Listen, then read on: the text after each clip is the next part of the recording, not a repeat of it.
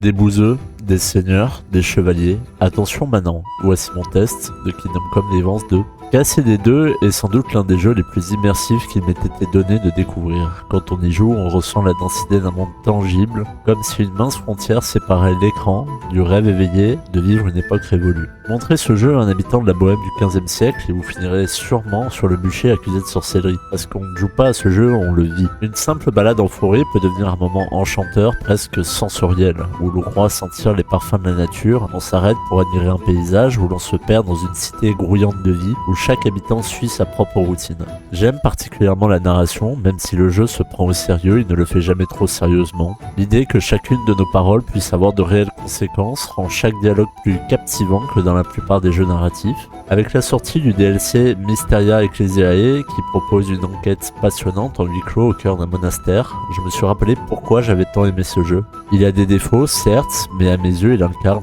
parfaitement ce que j'aime dans le jeu vidéo, cette capacité à offrir des aventures que je ne vivrai jamais, cette évasion du réel vers un imaginaire pixelisé. C'est là tout le plaisir du gamer et le mien. Je vous donne la note de 87 sur 100, je vous dis bye bye et à la prochaine.